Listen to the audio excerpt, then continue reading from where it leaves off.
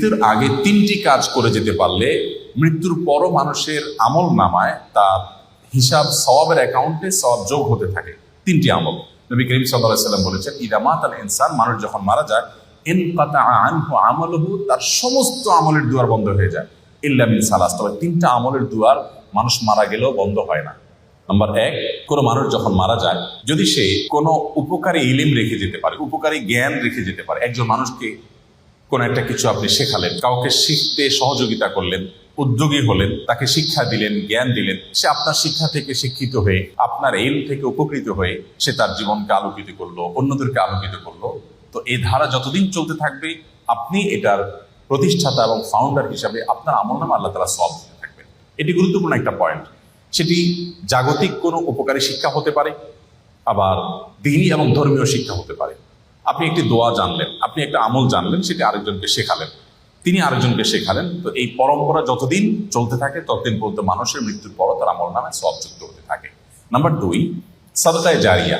সাদকায়ে জারিয়া বলা হয় ওই দান, যে দানের উপকারিতাটা লং টাইম পর্যন্ত চলতে থাকে।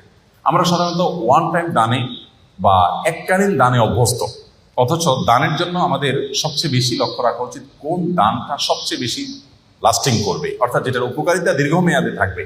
ধরুন আপনি একজন গরিবকে 200 টাকা দিয়ে দিলেন, 500 টাকা দিয়ে দিলেন, এর চেয়ে উত্তম তার জন্য এমন একটা ব্যবস্থা করে দিন যে সেখান থেকে দীর্ঘমেয়াদে তার উপকারিতা সে পেতে থাকবে। আপনি একটা বৃক্ষরোপণ করলেন, বৃক্ষরোপণ করা সেটা আপনার নিজের বাড়ির ছাদে হতে পারে, আপনার ব্যালকনিতে, বারান্দায় হতে পারে, আপনি একটা গাছ লাগালেন, একেবারেই জাগতিক একটা বিষয়। এই গাছের অক্সিজেন আপনি ভোগ করবেন, এর ফল ফসল আপনি ভোগ করবেন, বাট আপনি নিয়তটা যদি এটা করেন, নবী করিম সাল্লাল্লাহু আলাইহি সাল্লাম সাদকায়ে জারিয়া হিসেবে গাছ লাগাতে বলেছেন। তিনি বলেছেন, মা মিন মুসলিমিন ইয়াগরিসু গারসান আও ইয়াজরাউ যারআ, কোন মুসলমান যদি কোনো গাছ লাগায়, কোনো ফসল করে, এবং সেখান থেকে যদি কোনো পশু পাখি খায়, কোনো মানুষ খায়, কোনো পোকামাকড় খায়, কোনো কীট পতঙ্গ খায়, তাহলে তার সওয়াব পাবে।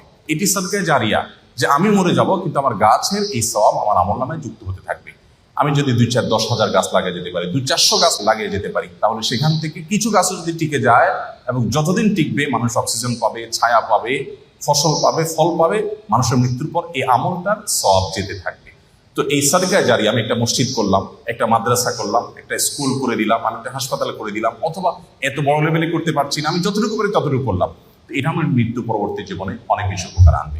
নাম্বার 3, নেক সন্তান। সবচেয়ে বড় পয়েন্ট এটি যে আমাদের সন্তানদেরকে যদি আমরা আল্লাহমুখী করে যেতে পারি, আল্লাহর সাথে পরিচয় করে দিয়ে যেতে পারি, কোরআন এবং হাদিসের সাথে তাদের রিলেশন করে দিয়ে যেতে পারি, এই সন্তান যখন দোয়া করবে মৃত্যু পরবর্তী জীবনে সেটা উপকারে আসবে। নবী করিম সাল্লাল্লাহু আলাইহি ওয়াসাল্লাম বলেছেন, একজন জান্নাতীকে আল্লাহ তাআলা তার জান্নাতে যে স্টেজে তিনি আছেন, যে স্তরে আছেন, যে লেভেলে আছেন, সেখান থেকে হঠাৎ করে অনেক উপরে উঠাই দিবেন।